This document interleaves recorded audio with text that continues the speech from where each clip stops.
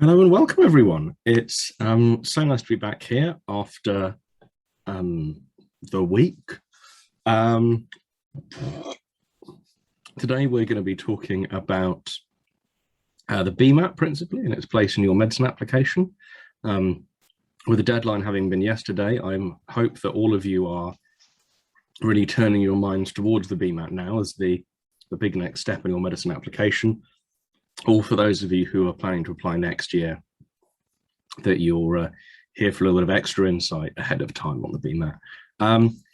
As you hopefully, I'm not sure. I really hope that you don't come to all of these every week. I always hope that it's only me who has to do this every week. But for those of you who are new, which I hope is all of you, because as I say, I do hope it's only me who has to come every week. My name is Matt. I look after the research team here at Uni Admissions.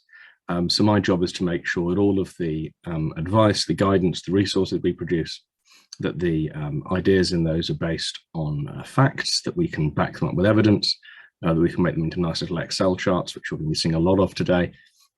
And yeah, that's what I do. I'm joined today by my colleague, Ellie. Ellie, if you can introduce yourself. Hi, yes, I'm Ellie. I work with Uni Admissions. I'm an admissions consultant. Nice to be here. Thank you. Yeah. So Ellie has a lot more contact with students than I do, so I'm hoping that she'll be able to bring a little bit more of the human face to the conversation today, while I'll be showing off a lot of graphs. I'll try my best. Yeah. Yes, there isn't much in the way of graph interpretation on the BMAT. So that element of it won't be quite directly relevant, but obviously they are BMAT themed graphs, so that should be nice and clear. Next week we're going to be switching gears to talk about the admissions tests in the humanities, particularly those that have an important essay component. I'm thinking here particularly of the HAR, the ELAT, but also the TSA, which has a much more important essay component to it than the BMAT. That's obviously the test for PPE, if that's what you've applied for. We'll be talking about the ECAR as well. So hopefully very few of you will be joining us again next week, because not relevant to you if you're applying for medicine, but hopefully you'll tell your friends and they will come along and learn a little bit about how to prepare themselves for those tests. So we're going to be talking very briefly at the top about what the point of the BMAT is. We're going to be going through what it takes to succeed in the BMAT. I'm going to be showing off some lovely graphs about the difference the BMAT can make to your application. And Ellie's going to be talking a little bit more about the kind of help that we can offer for those of you who are preparing to sit the BMAT in, 2.5–3 weeks time. So a lot of the time we're talking to students, they ask us why it is that these tests exist. It is only a minority of subjects that have admissions tests. If you're applying for geography at Bristol, if you're applying for maths at Durham, there won't be a test. It really is very much just law and medicine and things at Oxford and Cambridge. The reason for these tests is that the level of demand for medicine is absolutely huge. Tens of thousands of people are applying each year. The number of places is fairly tightly regulated. And so medicine is very much the most competitive subject to apply for in UK universities. Something like only 1 in 8, 1 in 9 people who applies to study medicine is able to go on to study medicine. So even of those 4 choices, they may only be getting, one offer, 10% of the time. And so it's a really, really competitive business getting in for medicine. The good news, though, and this is where I'm going to hand over to Ellie, is that you still have a huge amount of control over your chances of getting in. So Ellie, if you can walk us through the famous pie chart. With pleasure. Okay, so if you are going to be thinking about your application to medicine like a pie chart, you can see there's 4 pieces here.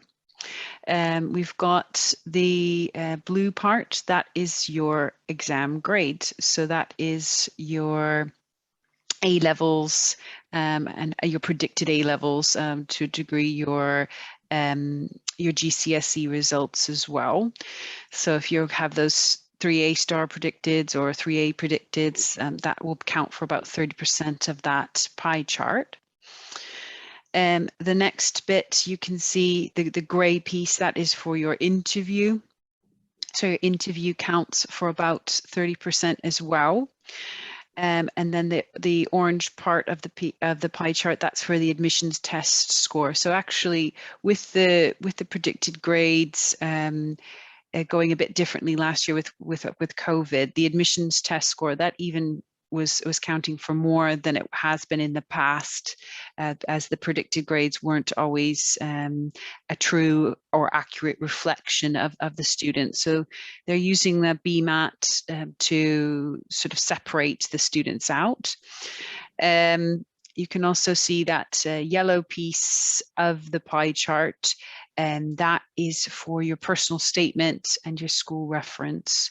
So having the best possible results on the BMAT will really secure that orange piece of the pie chart, and that's something that we really want our students to be prepared for. Mm-hmm. Fab, thanks, Ellie. As Ellie alluded to there, because so many students, because of the pandemic, won't have done formal exams, the BMAT is going to be, for many universities, the only opportunity to compare students that when in having done the same test on the same day. So if you think in the olden days, almost all of the students applying for medicine would have done the same A-level in chemistry or biology, the same science GCSEs. They would have done the same exam with the same questions on the same day. But because of the pandemic, that hasn't been the case for a little while. And so for some applicants, the BMAT will be the only test that they can make a direct comparison between applicants for. And that means that we've sort of upped its weight in here. We also obviously need to think about the interview, but whether you get to the interview or not is very much dependent on your success in the BMAT, your predicted grades, the personal statement. So we're going to sort of leave that grey segment alone for a few more weeks. And we'll probably come back to talk about interviews. I can't remember exactly when they're scheduled, but certainly once we get into November and December, we'll be talking a lot about medicine interviews. Mm-hmm. So please do come back for those if that's what you're interested in. And we're obviously very hopeful that all of you here today will be getting through the BMAT with flying colours and be racking up those interviews. Mm-hmm. So what makes a good BMAT score? The thing to remember is that the BMAT is not the only test out there. But if you were planning to do the UCAT, it's too late now. So the BMAT is your one opportunity. In previous years, there were 2 sittings of the BMAT, one in September and one in November. But this year it is only the one in November. So you won't have had that chance to sit the test before you choose your universities. It does all come down to this one test, and hopefully all of you here today have picked a few BMAT universities. I think it's always good to have a balance between the BMAT and the UCAT. But as I say, that's what we're going to be talking about today. So what I'm going to do now is go through some, in quite a lot of detail, the results from last year's BMAT, as I think this is a really helpful way of thinking about targeting your revision. So if we look, here we have the distribution of scores in BMAT section 1 from last year. And what you can see is these form a fairly standard bell curve running from left to right. You have a slightly thicker tail over at the left-hand side. But broadly speaking, it's a nice smooth bell curve of the kind you would normally expect for this sort of thing. One of the nice things about this is if you take the time to count the columns, which I don't recommend anyone do, but I have fortunately already done, what you will see is that each of these columns actually represents a discrete score on part 1 of the BMAT. The rightmost column is I guess 3 or 4 people who managed to get full marks on section 1 of the BMAT, 32 out of 32. And at the far end, we have someone who only managed to get 3 out of 32. Now, you might be wondering, why is it that there's no one here who got 0 out of 32? And the answer there, of course, is the BMAT is a multiple choice exam. And so given that there are 32 questions, there are 5 possible answers for each, you would expect, if you were purely guessing, to get just over 6 correct. And it is actually very challenging from a mathematical standpoint to do all that much worse than random on a test like this if you've answered all the questions.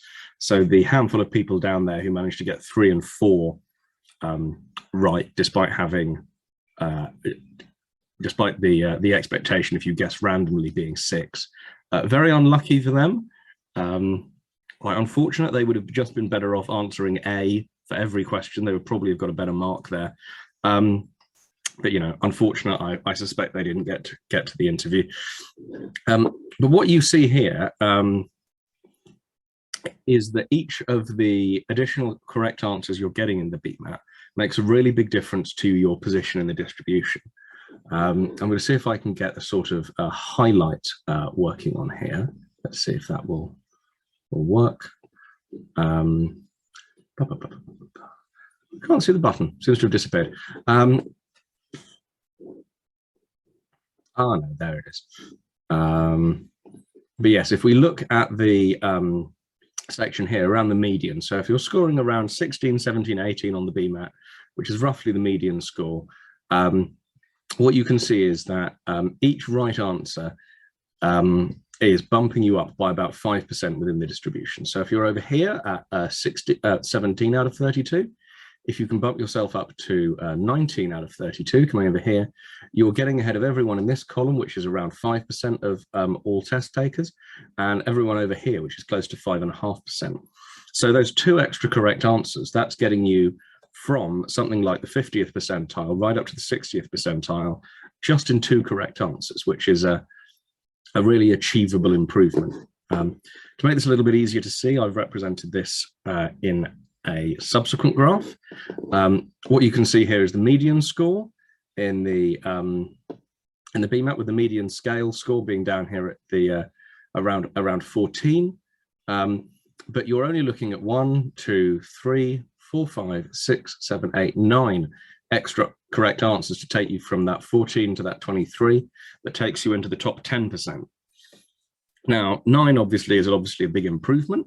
But that is going from 50% exactly to the top 10%, and that is 9 correct answers. So if you're getting maybe 7 or 8 of that, you're getting yourself into the top quartile, into the top 20%. Really, each of these correct answers is bumping you up by about 5% of the distribution, and that can be a really big difference, jumping from 65 to 75, or even just 70 to 75. You're making a really big difference to your performance here in terms of your chance of getting an interview. You know, particularly when we're thinking about universities like Imperial, which employ a BMAT cutoff, there will be a section of students here who aren't relevant at all to the conversation. And that makes these incremental improvements all the more important, because you're not even competing against these people. You really are only competing against other people in the top half, which really magnifies the difference that you're making to your application. Another way of representing this, it really is the one big thing I want to talk about today, is the positions of these back in that bell curve.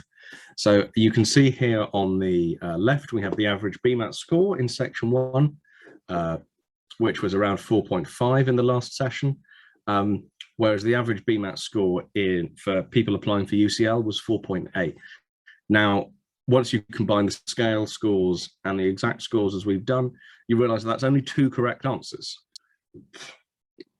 Really not an enormous change. 2 extra correct answers takes you from being a perfectly average applicant for medicine to being as good as the average applicant for one of the top medical schools.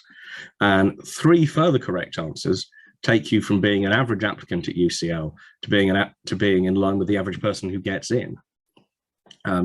Now, UCL has an acceptance rate of somewhere around 10 to 15% for medicine. So we're looking at those three correct answers taking you from a position where you are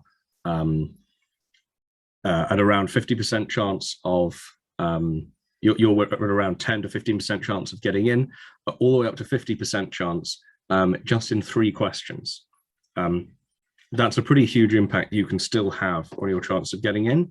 And this is why I like to pull these graphs out, because people don't necessarily think of the BMAT in quite a statistical a way as this, but every hour you are spending studying on the BMAT, every little bit of improvement you're putting in, even if all you're doing is increasing your chance of getting an extra question right by 30 or 40%. You know, if you're getting to a point where you're not going to be guessing between 5 options on the last question, you're going to be guessing between 2 because you've been able to eliminate a couple of options that don't look very promising, you are really meaningfully increasing your chance of getting in. You know, that might be taking you from a 10% chance to a 30% chance in just 2 or 3 correct answers on the BMAT. And so that's why it's so important to make sure that you're giving your really best shot when you come to do it. I focused here on section 1, principally because it has a slightly nicer bell curve than section 2.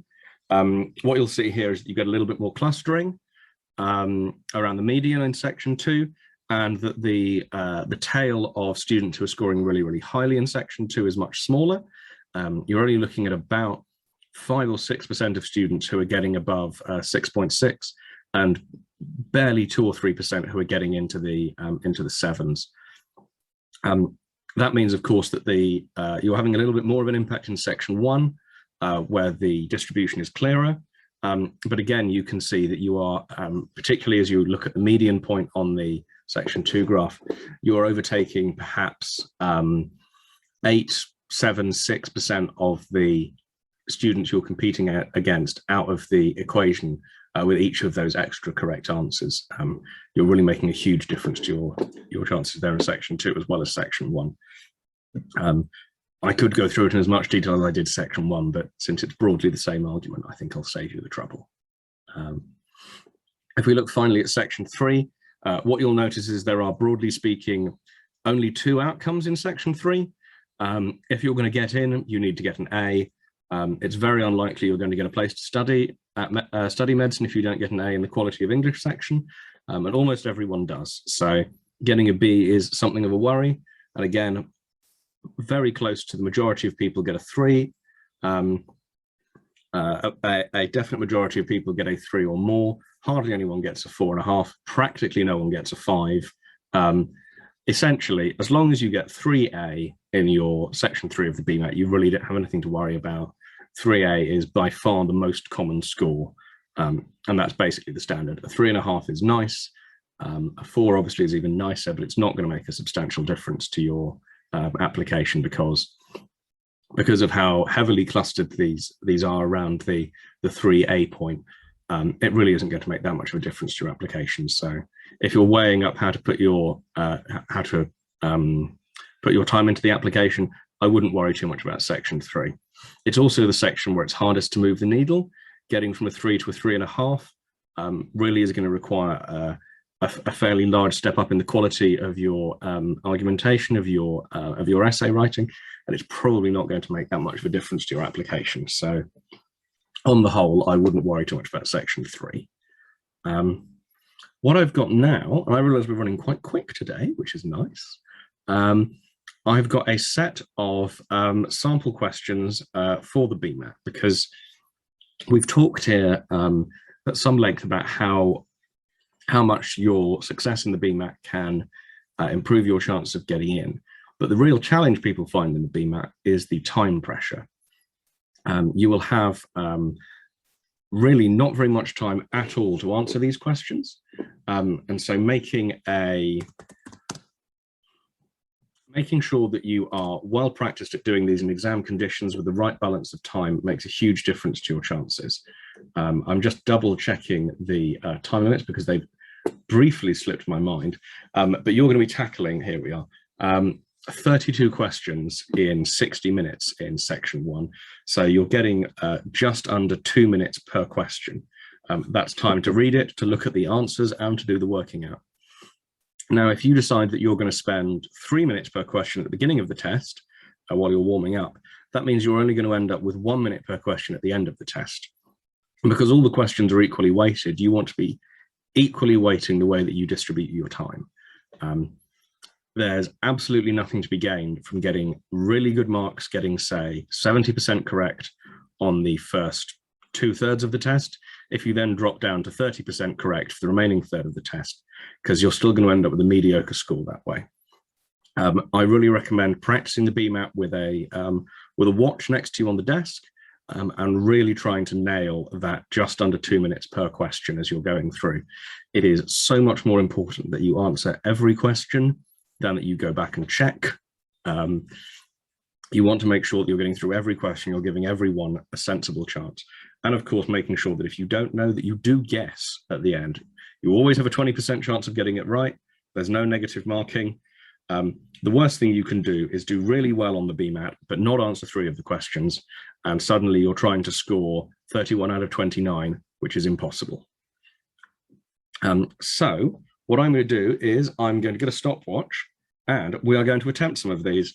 Now, I've already done these to check what the answers are, so I won't be able to participate. But Ellie, if you would like to have a go, you are more than welcome. I'll try my best there, yeah.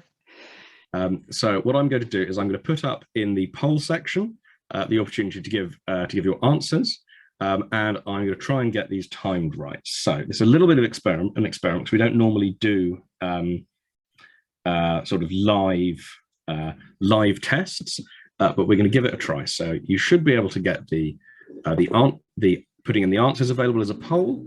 Please don't start yet. And we will have question 1, for which you're going to have exactly 2 minutes starting now.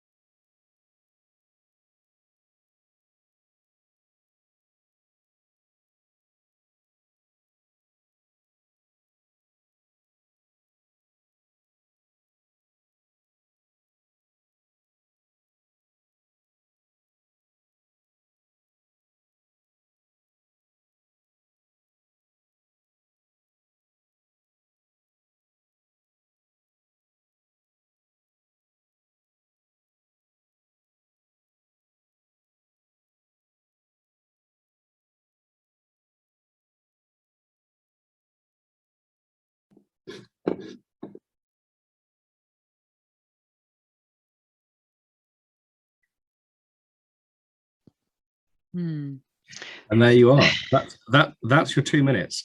That is just how time pressured this exam is. And in fact, the time pressure is even more depending on how you decide to distribute your time, because of course in section 2, you've only got 30 minutes to approach 27 questions. So you're working with pretty much half the time there. So you want to be thinking about being even quicker for those, which we'll get to in a second. So I'm going to reset my stopwatch. Hopefully you've inputted your answers into the poll if you've managed to get there in time. And we're moving on to the next question. I should have clarified before I realized I'm not going to be reading out these questions because there'll be no one to read them out in the exam hall.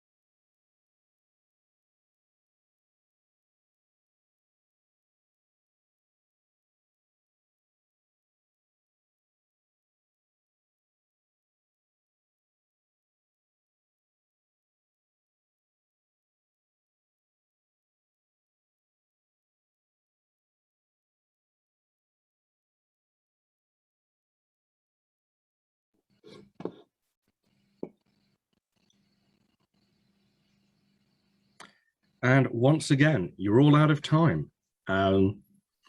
It's useful to remember here that these verbal reasoning questions, the text will often be relatively long. You will have to read through all of the possible answers.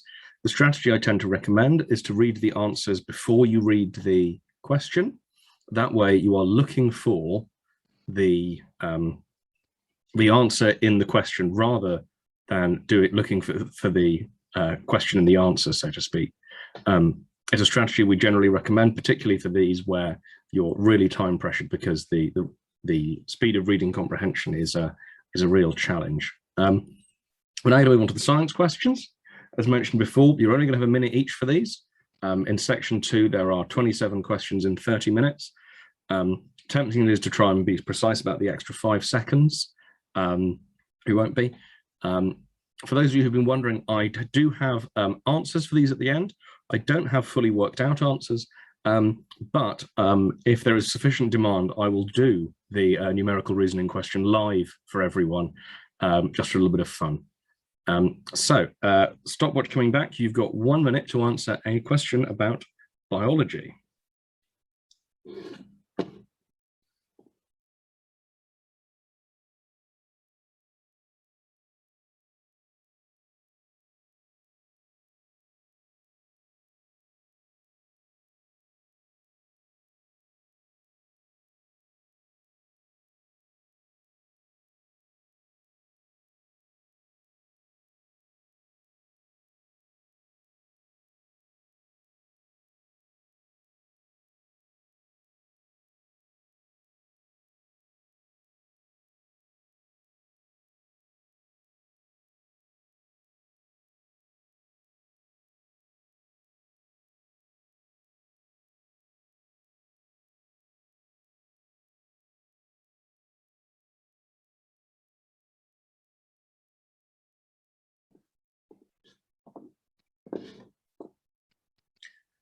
And there we are. That's your minute. As mentioned before, it really isn't very long. If you know what a Bowman's capsule is, probably this is relatively quick and easy. But if you don't know, you're just going to have to guess. In section 2, the questions are much more tilted towards knowledge rather than working out. So again, if you don't know the answer, move on to the next question quickly and guess. Because if you don't know, it's unlikely you're going to remember in the space of the 30 or 40 seconds you have once you've read through the options. Again, it's really important to make sure you answer all the questions, not that you answer some of the questions correctly, because you won't get any credit for that. Next, a physics question.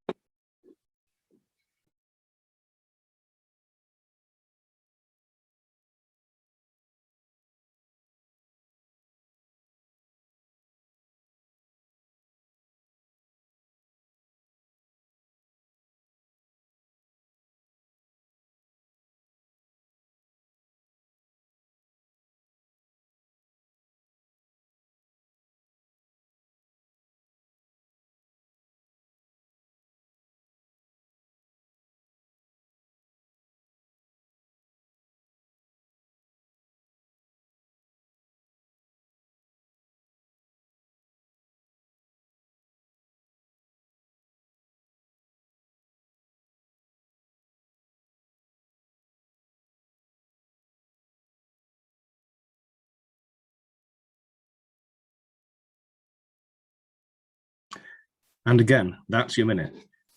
Again here, if you can't remember what the relevant formula is here to answer this physics question, you want to guess and move on.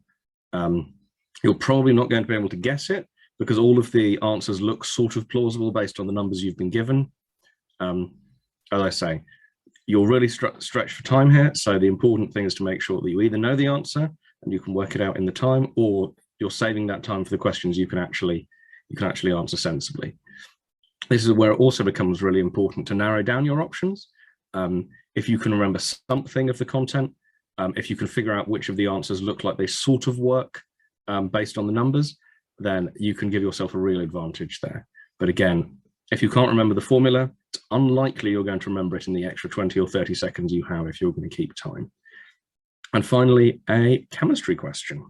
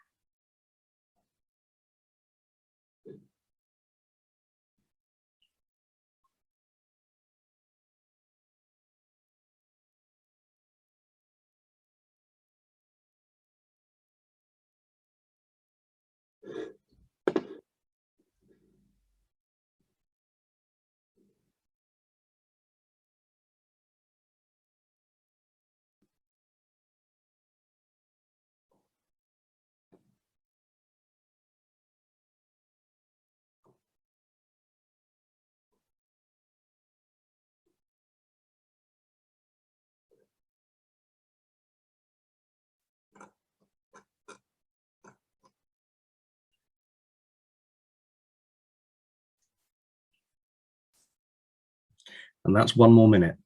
As I mentioned before, when it comes to these factual questions, it's really helpful if you don't know the answer to put in your best guess and get on to the next question that might involve a calculation. Again, you're probably not going to remember what polymers are or are not in the space of 30 seconds. So if you don't know, put in a plausible looking guess. I would probably have gone for polythene if I was guessing, purely because it has a poly. It has poly in it. Well, that would have been wrong because it's not. So I wouldn't have gone for polythene because that has poly in it. Must be a polymer. I don't know what I would have gone for. Maybe starch. I'm not sure. We'll find out what the answers are in a second. I was thinking starch as well, but that's just a guess. Yeah, I was thinking starch because it doesn't sound very chemically, which I'm sure is a very scientific way of approaching these things. So let's go through these. So the answer in the numerical reasoning question was D, which I believe is £3.20. There's been a little bit of popular demand in the Q&A for this one, so I will, during the Q&A, go back and work through question D to show everyone the answer. In verbal reasoning, the answer was E. In the biology section, the answer was also E. In chemistry, it was F. And in physics, it was D. So I now know that in chemistry, apparently triglyceride isn't a polymer, which I wouldn't have guessed. I would have guessed that because it's tri, which means 3, and polymer, of course, means many. I would have definitely thought that was a polymer because, 3 is many.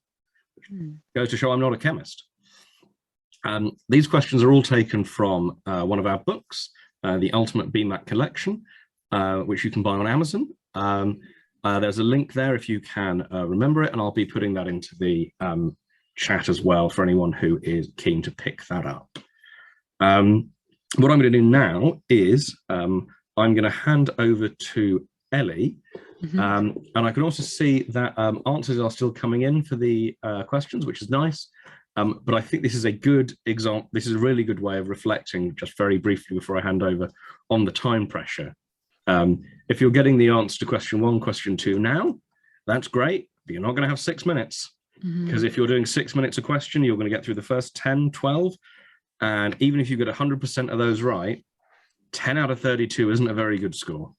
And that's why the discipline of the time of the BMAT is so important. The most important thing, as I've said before, is that you answer every question, that you give every question a good shot, because you are going to get a much better score by having a 50 or 60% chance of getting every question right than you are by having a 70% chance of getting 2/3 of them right and a 30% chance of getting the rest right. I haven't done a little graph of all of the probabilities, but it sort of makes intuitive sense, right? You've got to make sure you answer every one and that you put a decent answer in for every question. So Ellie, I'm going to hand over to you to talk in a little bit more detail about the range of support we have available for the BMAT. And whenever you want the slide changing, please let me know and I will click the button. Okay, thanks, Matt. Yeah, with the programs that Uni Admissions offers, we do have a range of programs that do support students with the BMAT, depending on where they are coming into it. So as students are sitting the BMAT now in early November, we've got a few more weeks of preparation, and we do recommend ramping up your studies for that. So if you think back to the pie chart, the BMAT is going to count for 30% of your application if you did apply to one of the BMAT universities. There are eight BMAT universities in the UK. The rest are taking the UCAT. So if you've applied to Brighton and Sussex, Cambridge, Imperial, Kiel, Lancaster, Leeds, Oxford or UCL, you will be sitting the BMAT. So you're going to want to have the strongest possible score you can for that. So with our programs, one thing that really sets Uni Admissions apart is our tutors, and they would have scored in the top 10% for their BMAT. The BMAT can be quite of a challenge. So to have a tutor that's been through that themselves and have scored quite highly on it, that's going to be a great resource for our students to be using and to be working with. So the BMAT can be quite a challenge, but having that one-to-one tuition is really, really helpful. And the tutors are quite flexible as well for their timing. So as it's all done online, the tutors can arrange their meetings, their tuition lessons with the student based on their schedule. I know many students are completing their IB programs or their A levels at the moment. So our tutors would be, able to meet with students in the evenings or on the weekends. Yeah, really helpful there. Okay. Also, we do recommend that the students be using some of their tuitions to prepare for interviews, and they can do mock interviews with the students. But I think we're going to be doing a Uni Admissions Open Day about medicine interviews in the future. So if you're interested in that, do come back for that. Absolutely, that is definitely on the cards. Once we get into November, maybe early December, we'll be sort of switching focus to interview. As once you've done the BMAT, we're not going to be helping you with it because there's no point. It's a year until you have to do it again. We'll be switching entirely to interviews probably once the tests are done, which I think is something like the 5th this year. I can't remember the exact date. One of the things that we're particularly keen on with the one-to-one tuition, and this is very much rooted in our experience of young people, is making sure that there is a report that is issued both to student and parent after each of the tuition sessions. This comes very much out of, I'm sure any parents who are joining us today are accustomed to asking their teenage son or daughter how something went and being told it was fine, leave me alone, and they go to their room. So we make sure that there is a detailed report after each session, making sure that both student and parent know how well they're progressing and what areas need to be focused on, as we know that communication isn't always the strongest suit of younger people. I'm sure all of you are marvelous, by the way, the young people who are on here, but it is always a worry, right, Ellie? Yeah, and the great thing about these two, it will obviously, as this one's for a mock interview, there wasn't homework set, but it will just note, what the homework is, what they went over, what they will be doing the next session, what they were strong in, what they've improved in, and you can start to chart that progress through these lesson reports. And that's available to the parents on the student website, on the portal. So there's always that access for that to see how they've done and what they still need to be working on. Yeah. We've obviously looked at a couple of our sample questions today, but there are an unbelievable number further that you can access both in our books. We have, I believe, the best part of 100 textbooks now that we produce in-house for all of the exams you might be studying for at the moment. But we also have the prep portal. Ellie, tell us a little bit about the prep portal, because it's not something I've been particularly involved in. Well, with the prep portal, that's something that students who are enrolled with us get access to. It's a great way to test yourself for the BMAT under timed conditions. Really, really great in practice there. The Academy section has loads of different videos, again, for helping you with BMAT preparation, interview preparation. The library's got all different sections of those books published by Uni Admissions. I know it's well over 80 now. There's also the weekly seminars. So weekly seminars for under the medicine stream will just be dealing with different topics you'd face in medicine, and they're so useful to touch on when you're in your interviews. To say in your medicine interview, I've had a discussion with my tutors or with some other students about nerve regeneration or NHS structure. There's also the intensive courses link there. So we do have a BMAT booster course coming up on the 30th of October, just to give students that last sort of push before they have to sit their BMAT on the 3rd or 4th of November there.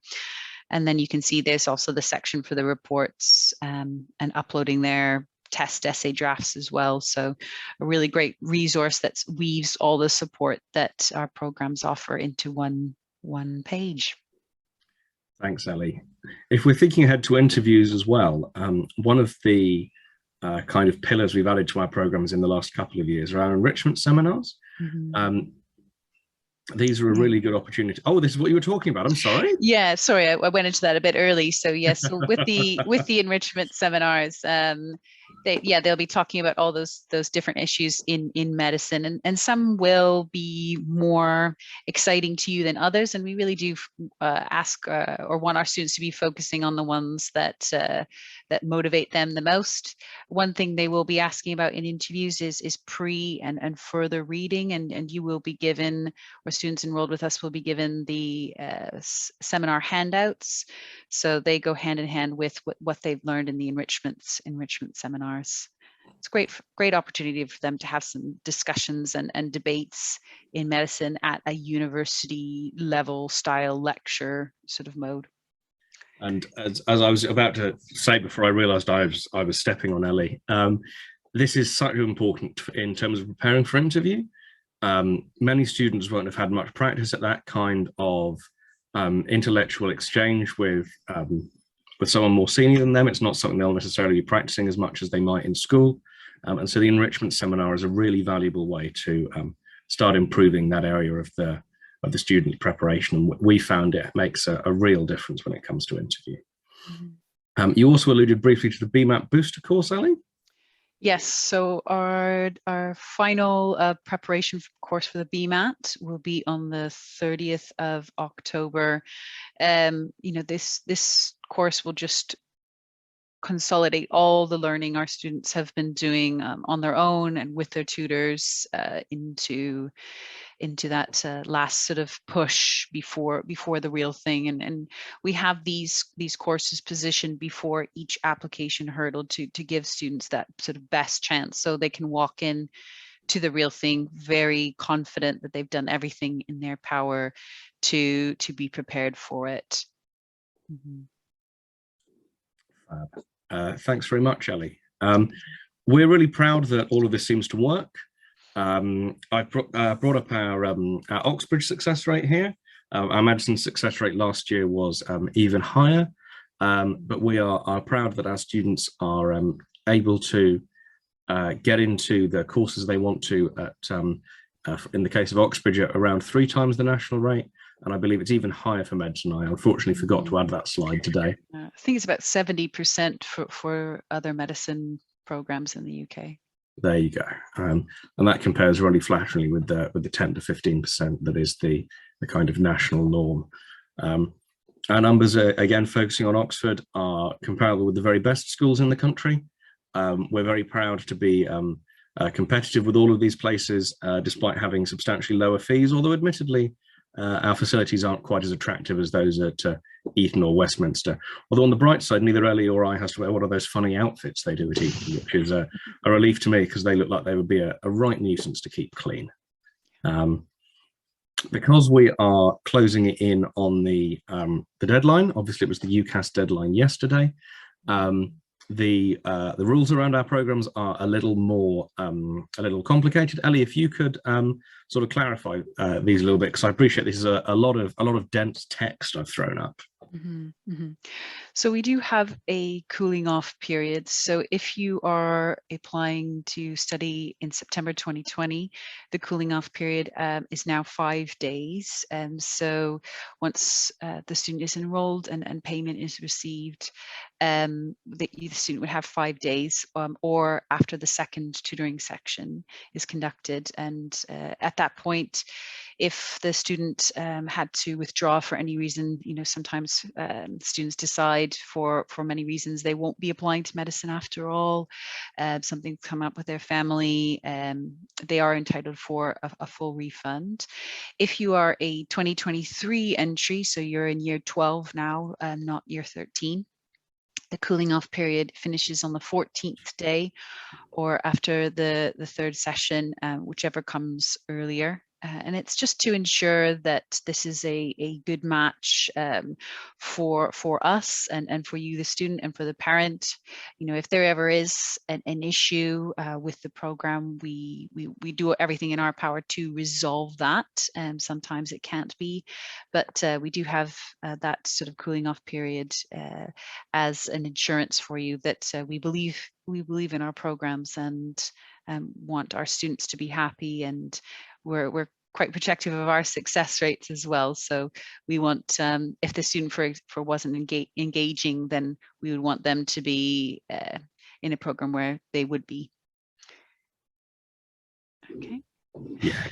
And particularly at this time of year, as we're closing in on the interviews and the tests, we make a real effort to make sure that every program is customized to the student, and that means that it is very unusual for us to find that it's a poor match, because we put a real effort into that tailoring at the earliest opportunity.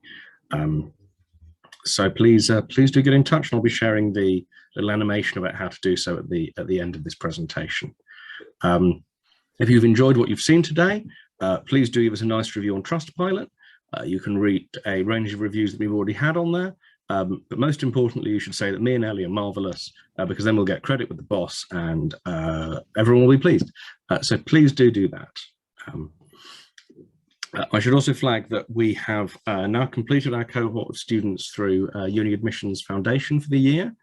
If you've sent us an application and not heard back, you will still be considered, but we're not taking any new applicants.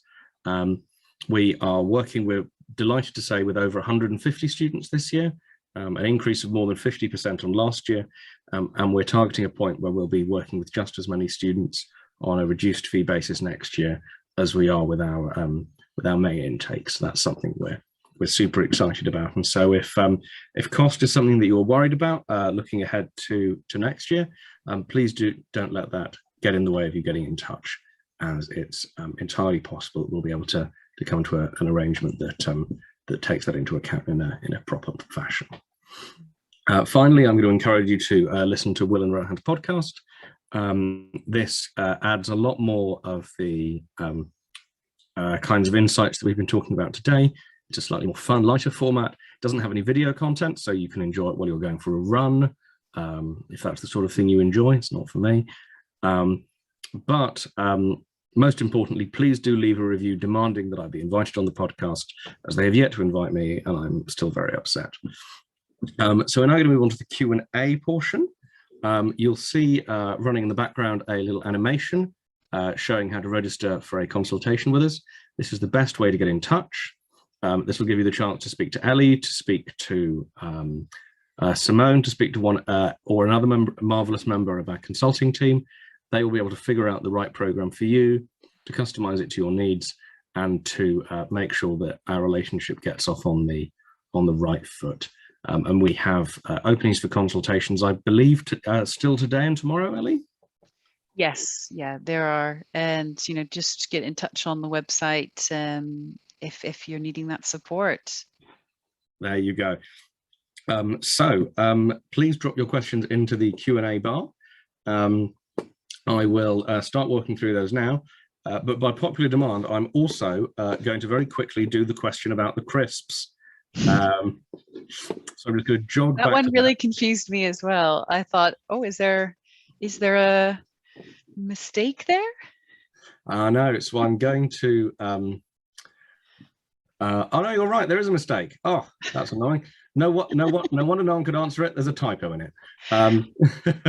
So that it should say that the sandwich costs twice as much as the crisps. Okay. Although I can see that most people managed to work it out despite that poor wording. I thought I'd corrected that. That's embarrassing. But I'll show you how it should have been done. So what you should be able to see is that crisps plus watermelon plus crisp plus sandwich equals £5.60. But you know that sandwich equals 2 crisps, and that watermelon equals 2 sandwiches. Therefore, you can determine that watermelon equals 4 crisps. So you can replace the formula to show that watermelon plus 4 crisps plus 2 crisps equals £5.60. you can therefore see that crisps equals £5.60 divided by 7. Therefore, that crisps equals 80p. And given that watermelon equals 4 crisps, that must be equal to 4 times 80p, which is £3.20. Okay. Obviously, much easier. Now I have actually correctly expressed the question. And congratulations to the 50% of people who answered question 1, despite the question being incorrectly phrased, and still got the right answer. That is pretty damn impressive work. So well done to all of you. I'm now hoping I can get rid of that and we can get back to the Q&A. So please do drop any questions you have into the Q&A bar, and I'll make sure I correct that for next time, because that was embarrassing. Oh no, I don't want another one of those. Caroline Richardson has asked about crisps. There we have it, Caroline. The thing to remember there as well is that these kinds of questions will always have a fairly simple algebraic or mathematical solution to them, but the trick is getting the question out of the wording. And so while you will be told that these are numerical reasoning questions, there is always a little bit of verbal reasoning at work as you try and figure out what the question is actually asking you. As figuring out what the question actually is often half the battle, because the maths itself tends to be fairly straightforward.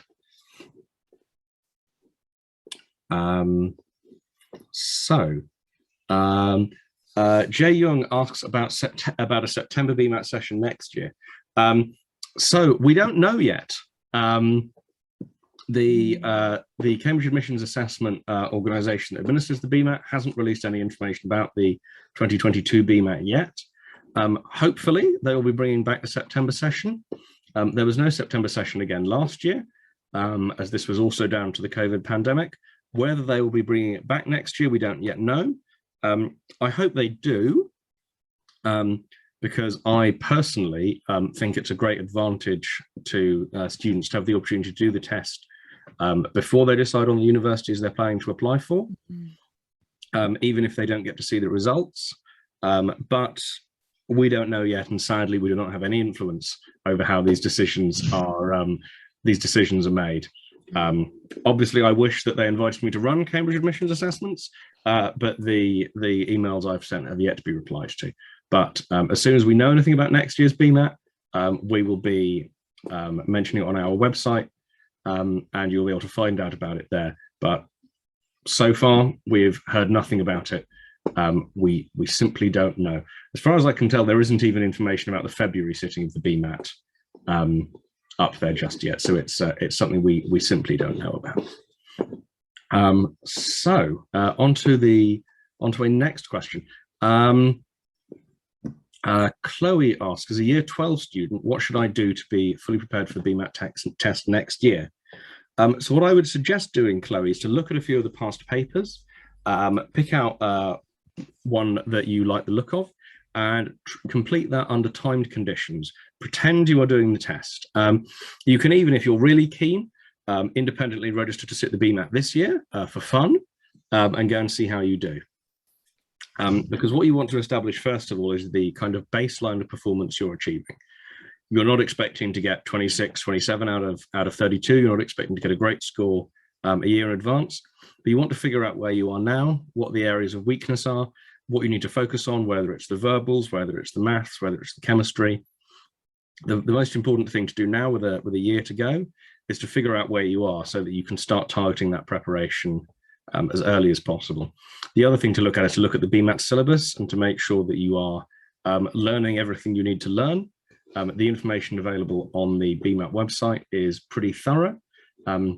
But you do, before you learn anything, you should find out what it is you need to know, if that makes sense. Because if you start studying stuff that isn't relevant, that isn't going to come up, you want to avoid that if you possibly can. That's the downside of all this talking. Ellie, can you answer Heshanth's question? I hope I pronounced that right. Mm-hmm. So I see Heshanth has said, how soon after the GCSE would you suggest that I contact you for programs?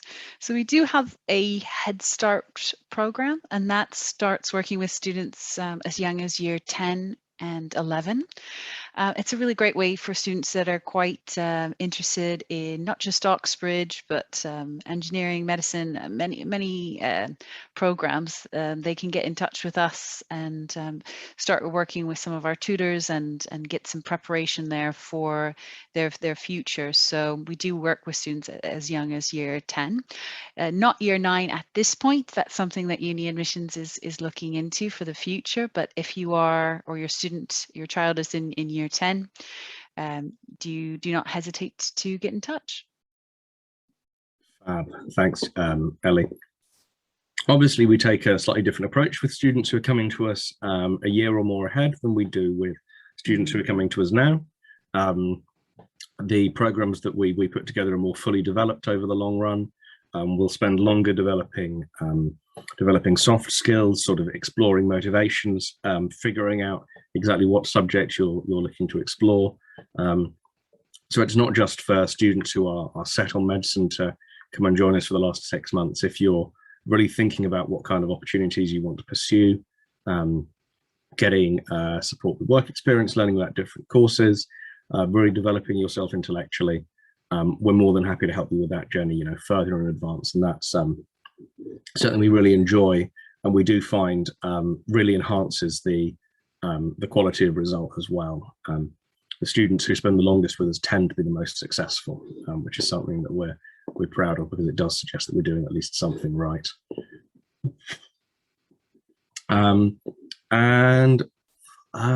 Gemma asks, are we likely to face technical difficulties during the BMAT last year? So we spent a lot of time looking into this last year, and there were a lot of technical problems. A lot of people found the BMAT very difficult last year because it was a little bit of an emergency move to have the whole thing done online last year. The good news is that the problems that came up last year do seem to largely have been overcome. The BMAT is going to be done in a slightly more effective computer-based way at test centres, often run by Pearson or at your own school this year, and hopefully that will solve a lot of these problems. Now, if there are technical problems, which I can't rule out, this is where the quality of your revision really comes into play. If you're panicking about the circumstances of the test as well as the content of the test, that's a lot of panic layering up. That's a lot of stress, a lot of anxiety. You're going to find it really hard to perform under those circumstances. If you are perfectly happy with the questions, you know what to expect, you're going to be much more resilient to any weird things happening in the room, any problems with the technology. All of those things are going to be much less of a distraction for you, much less stressful. If when you finally get to the questions all seem quite easy and straightforward and familiar, the problems tend to really come when you're doing something difficult in a difficult environment. Whereas if you're doing something easy in a difficult environment, you're going to have a much more comfortable time with it. Yeah.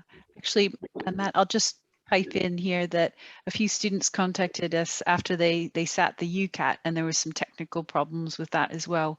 And that's why we always recommend students preparing for both.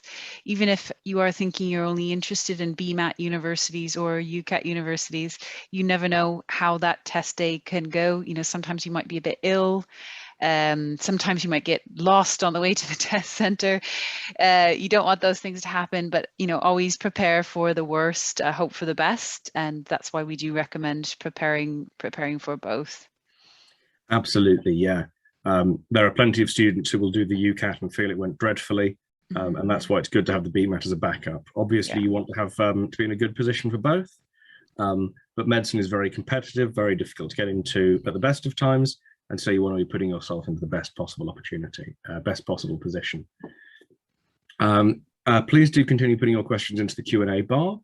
We still have plenty of time, so we will try and get some more. But if we don't have any questions, well, Ellie, what kinds of questions were we What kind of questions were you expecting that we haven't had so far? I think we did get, one person was asking, Hepzibah was asking which BMAT school is easier to get into. She sent that as a message to the hosts here.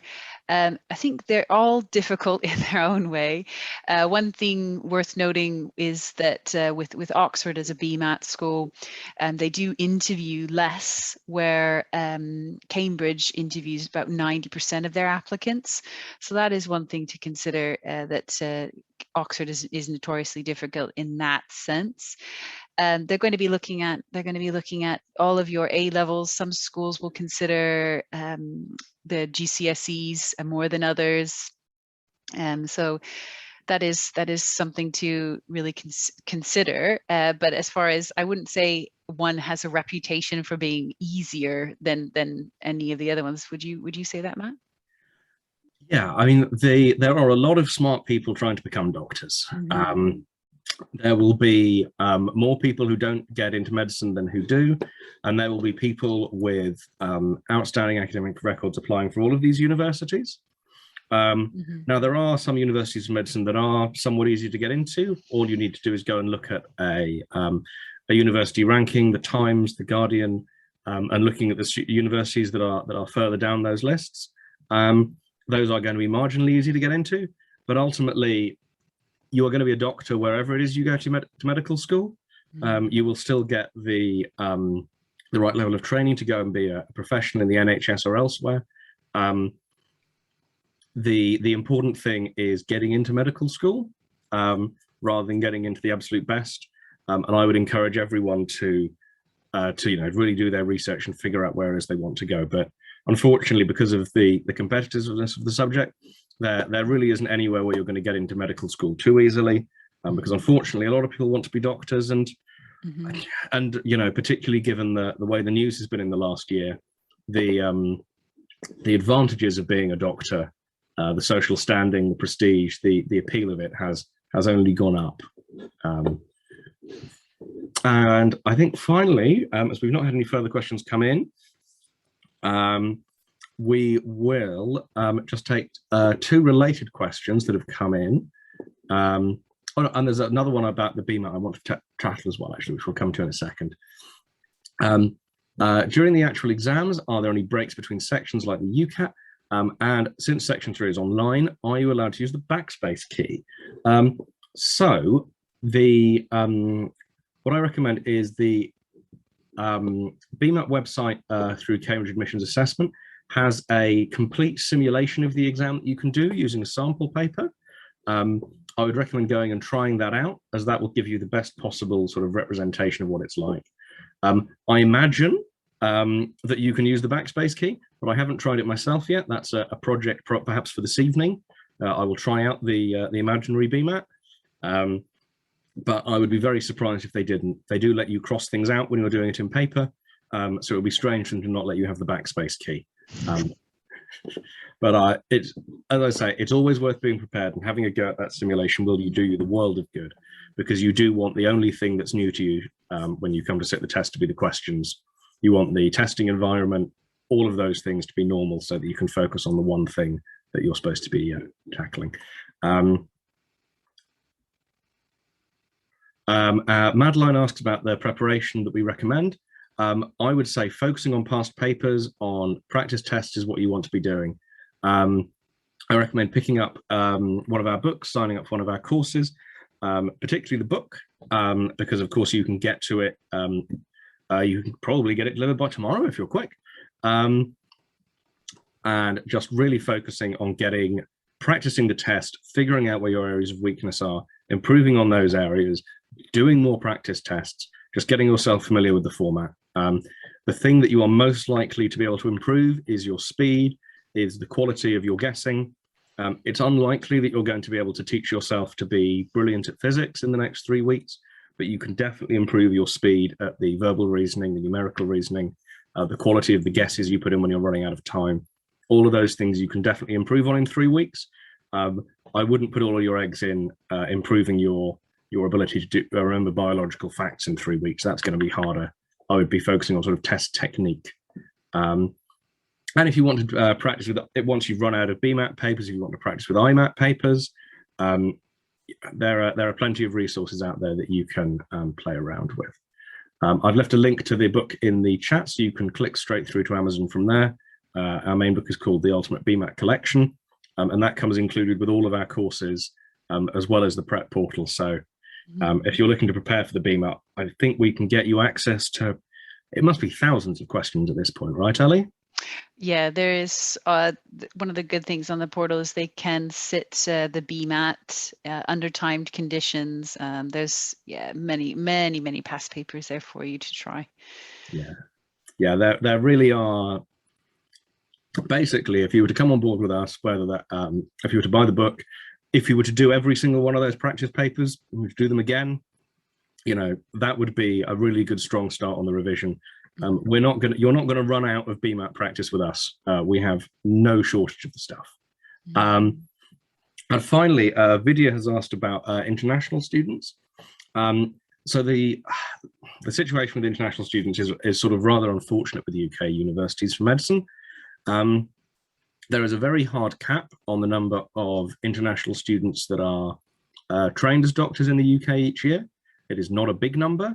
I believe at Oxford, it is something like 8 places a year for non-UK students.